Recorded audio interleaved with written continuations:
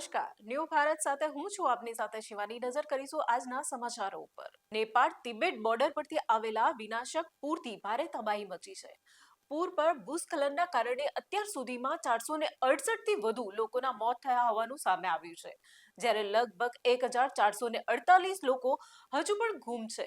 ગુમ થયેલા લોકોમાં આશરે 288 થી વધુ ભારતીયો પણનો સમાવેશ થાય છે, જેમની શોધખોળ ચાલુ છે. તિબેટ તરફથી આવેલા પૂરના પાણી બાદ હવે રસુવા સહિતના વિસ્તારોમાં ભારે નુકસાન થયું છે. આ તરફ તિબેટની લહેદે નદી બરિયર તળાવ બનતા ફરી પૂરનું જોખમ ઊભું થયું છે. લગભગ 195 કરોડ લીટર પાણી જમા છે અને આગામી 3 દિવસમાં 299 કરોડથી પણ વધુ લીટર પાણી આવવાની શક્યતા છે. આ સ્થિતિને પગલે બંને દેશોની એજન્સીઓ રાહત અને બચાવ કામગીરી લાગી છે. ભાવનગર લઠ્ઠાકાંડની તપાસમાં એસએમસીને મોટી સફળતા મળી છે. તપાસનો દોર હવે દિલ્હી સુધી પહોંચ્યો છે, જ્યાંથી મિથેનોલનો જથ્થો મોકલાયો હોવાનું સામે આવ્યું છે. એસએમસીએ દિલ્હીના 3 આરોપીઓની ધરપકડ કરી છે. પ્રમોદ કુમાર બોડાકોટીએ મિથેનોલ વેચ્યું, જ્યારે રોહિત પ્રધાન અને કેશવ જાટવે જથ્થો અમદાવાદ પહોંચાડ્યો હતો. ત્રણેયને ગુજરાત લાવવા ટ્રાન્ઝિટ રિમાન્ડની કાર્યવાહી હાથ ધરાઈ છે. આ કેસમાં અત્યાર સુધીમાં 31 આરોપીઓ ઝડપાયા છે.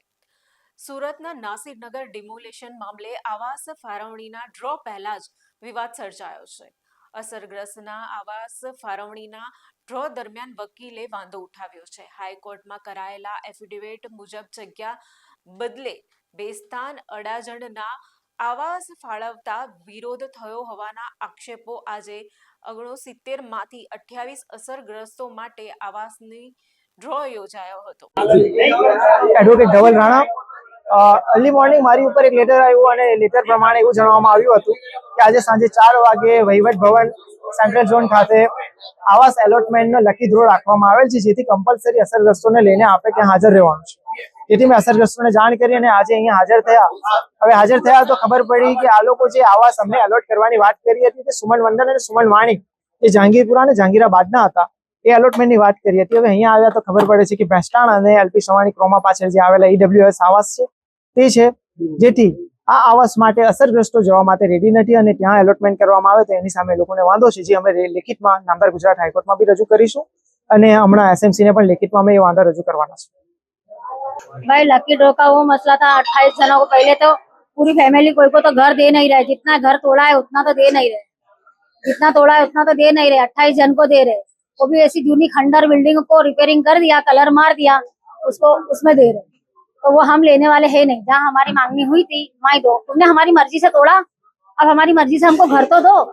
हमारी मर्जी तुमने तोड़ते टाइम तो पूछा नहीं, अब देने के टाइम पर हमारे को तो दो ना. घर इतने सारे थे कि तुमने 28 घर की डोलो कर रहे हो, तो बाकी फैमिली कहाँ जाएगी? और एक वेरे के ऊपर एक दे रहे हो, फिर उसके घर में रहने वाले सदस्य क्या जाएंगे? घर में मेंबर है ना उनके. हमको वहाँ दे रहे थे ना, क्या दे रहे थे, बेस्तान दे रहे थे ना. हमको बेस्तान में नहीं जाना है, हमको जहांगीरपुरा दे रहे थे ना. तो हमने हाँ बोले थे कि चलो हमारा जहांगीरपुरा की हमने मांगनी कर ली कि चलो हमको जहांगीरपुरा में चलेगा, मगर बेस्तान आवास हमको वो 20 साल 15-20 साल पुरानी बिल्डिंग है, वो हमको नहीं चाहिए, क्योंकि वो एकदम खंडर हो चुकी है. वो बिल्डिंगों की कोई गारंटी नहीं है, और हम उल में से निकल के चुल में, जैसा उन्होंने यहाँ हमारे साथ में किया वैसा वहाँ अपने आप हो जाएगा. कभी भी गिर जाएगी बिल्डिंग, हम मर भी जाएंगे वहाँ पर. या तो तुमने हमको घर में से बाहर निकाल के तोड़ा, वहाँ तो हमारे ऊपर ही बिल्डिंगें गिर जाएगी, तो हम क्या कर सकते हैं? तो और मेंबर ज्यादा होने और उन्होंने कम बताए. અમદાવાદમાં રક્ષાબંધનની આગલી રાત્રે ચકચારી હત્યાની ઘટના સામે આવી છે. ઠક્કર બાપાનગર પોલીસ ચોકીની સામે જ દિલીપ ઉર્ફ બકરો સોનકર નામના યુવકની છરીના ઘા મારીને હત્યા કરવામાં આવી હતી. મળતી માહિતી મુજબ દિલીપ એક્સેસ પર પસાર થઈ રહ્યો હતો, ત્યારે ભરત ચુનારા અને રોહિત ચુનારાએ તેની સાથે બોલાચાલી કરી. ત્યારબાદ બંનેએ છરી વડે હુમલો કર્યો. ગંભીર રીતે ઘાયલ દિલીપ ઘટના સ્થળે જ ઢળી પડ્યો હતો. જ્યારે આ કેસમાં ચોંકાવનારી વાત એ છે કે આરોપી ભરત પેરોલ પર બહાર આવ્યો હોવાનું સામે આવ્યું છે. કૃષ્ણનગર પોલીસે ગણતરીના કલાકોમાં જ આરોપીની ધરપકડ કરી છે, જ્યારે બીજા આરોપીને ઝડપી પાડવા તપાસ હાથ ધરવામાં આવી છે. સુરતની લાજપોર જેલમાં રક્ષાબંધનની ભાવુક ઉજવણી કરવામાં આવી. બંદીવાન ભાઈઓને રાખડી બાંધવા બહેનો જેલમાં પહોંચી હતી. બહેનોએ ભાઈઓને રાખડી બાંધી મોઢું મીઠું કરાવ્યું. ત્યારે ભાઈ બહેનના પવિત્ર સંબંધની લાગણીની પળો જોવા મળી. લાજપોર જેલમાં હાલ 3000 પુરુષો અને 100 મહિલાઓ કેદીઓ છે. લાજપોર મધ્યસ્થ જેલ ખાતે રક્ષાબંધન તહેવારની ઉજવણી કરવામાં આવી રહી છે. લાજપોર જેલની અંદર 3000 જેટલા પુરુષો અને 100 જેટલી મહિલાઓ છે.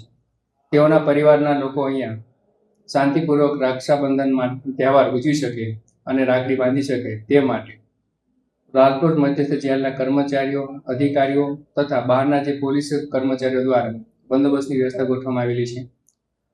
દરેક કેદીઓને અહીંયા બહેનો સાથે મુલાકાત દરમિયાન જે લાગણી ભાવુક દ્રશ્યો જોવા મળે છે તેનાથી સમાજને એક સંદેશો પહોંચી શકે છે કે તેનો પરિવાર પણ તેઓ માટે એક લાગણીથી આતુરતાથી રાહ જોઈ રહેલા છે.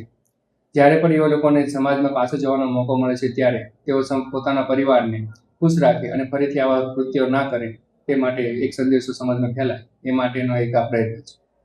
12 થી કેટલા પોલીસ જવાનોને બંદોબસ્તમાં બોલાયા છે અને કઈ રીતે? 12 થી લગભગ આપણે જીઆઈડી પોલીસ કર્મચારી, એમાં મહિલા કર્મચારી સાથે ટોટલ 150 જેટલા કર્મચારીઓ આપણે એનાયત કરેલા છે અને એમાં તે લોકોને સુરક્ષામાં, ઝડપીમાં લોકો જે અહીંયા આવે છે તે લોકોને લાઈનમાં રાખવા, ટોકન મુજબ તેઓને ગેટ સુધી મોકલવા, એવા જુદા જુદા વ્યવસ્થામાં એ લોકોને રોકેલા છે. રાજકોટમાં વૃદ્ધા સાથે દુષ્કર્મ કર્યા બાદ હત્યાના ચકચારી કેસનો ભેદ ઉકેલાયો છે. 21 ઓગસ્ટે આજી ડેમ પાસે વૃદ્ધાનો મૃતદેહ મળી આવ્યો હતો. આ મામલે પોલીસે રમેશ વધુ કિયાની ધરપકડ કરી છે. પોલીસના જણાવ્યા મુજબ આરોપીએ 19 ઓગસ્ટે વૃદ્ધાનું અપહરણ કર્યું હતું. ત્યારબાદ આજી ડેમ પાસે દુષ્કર્મ કરી ધોકા વડે હુમલો કરીને હત્યા કરી હોવાનું કબૂલાત આપી છે. ઘટનાને લઈને પોલીસે વધુ તપાસ હાથ ધરી છે. રાજકોટ શહેરના આજી ડેમ પોલીસ સ્ટેશન વિસ્તારમાં ગઈ તારીખ 26 ઓગસ્ટ 2026ના રોજ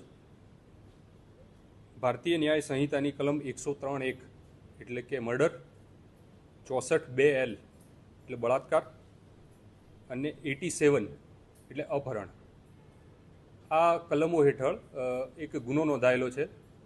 આ ગુનાની ઘટનાક્રમ જાણીએ તો ગઈ 21 ઓગસ્ટના રોજ આજી ડેમ પોલીસ સ્ટેશન વિસ્તારમાં આજી ડેમ પાસેથી, આજી ડેમના કિનારેથી એક અજાણી મહિલાનો મૃતદેહ મળી આવેલો, જે અનુસંધાને આજી ડેમ પોલીસ સ્ટેશનની અંદર એડી દાખલ કરવામાં આવેલી. ત્યારબાદ તારીખ 22ના રોજ આ મૃતદેહનું ફોરેન્સિક પીએમ કરવામાં આવેલું અને આ મહિલા શરૂઆતમાં મેં કીધું એ પ્રમાણે અજાણી મહિલા હતી, અનઆઇડેન્ટિફાઈડ ડેડ બોડી હતી. તેથી આ અજાણી લાશને શોધવા માટે સૌથી પહેલાં તો પોલીસ સ્ટેશન દ્વારા કાર્યવાહી કરવામાં આવેલી, જેના અનુસંધાને કુવાડવા પોલીસ સ્ટેશન વિસ્તારમાં રહેતા આ મહિલાના પરિવારજનો દ્વારા આ મહિલાની ઓળખ કરવામાં આવેલી અને પોલીસ સ્ટેશન દ્વારા આ મૃતદેહ એના પરિવારજનોને સોંપવામાં આવેલો. ત્યારબાદ મહિલાના પરિવારજનોને પૂછપરછ કરતા તેઓ દ્વારા 20 ઓગસ્ટના રોજ કુવાડવા પોલીસ સ્ટેશનની અંદર આ મહિલાની ગુમ નોંધ દાખલ કરવામાં આવેલી.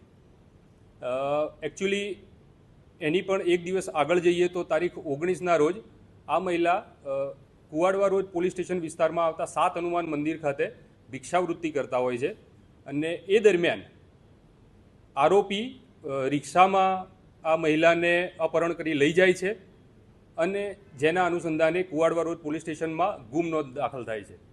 ત્યારબાદ આજી ડેમ પોલીસ સ્ટેશન વિસ્તારને જ્યારે આ બનાવની જાણ થાય છે, આજી ડેમ પોલીસ સ્ટેશને પીઆઈ શ્રી હરેશ પટેલ, એમના ડિસ્ટાફ પીએસઆઈ શ્રી ડોડિયા સાહેબ અને એની ટીમે હ્યુમન ઇન્ટેલિજન્સ અને ટેકનિકલ ઇન્ટેલિજન્સના મદદથી બનાવ સ્થળ જે છે, જે જગ્યાએથી ડેડ બોડી મળી છે એ અને આ મહિલાનું જે રહેઠાણ છે એ વચ્ચે લાંબો 13 કિલોમીટરનો ગેપ છે. એટલે શરૂઆતથી જ આપણને શંકા હતી, તો પોલીસ દ્વારા અલગ અલગ સોર્સિસથી માહિતી મેળવી અને સીસીટીવી, ખાસ કરીને સીસીટીવીના આધારે એ પ્રસ્થાપિત થયું કે એક રિક્ષાની અંદર તારીખ 19ના રોજ આ મહિલાને બેસાડીને આરોપી અપહરણ કરી લઈ જાય છે અને આજી ડેમ પોલીસ સ્ટેશન વિસ્તારમાં આજી ડેમના કિનારે આ મહિલા સાથે બળાત્કાર કરે છે અને ત્યાં લાકડાના ધોકા મારી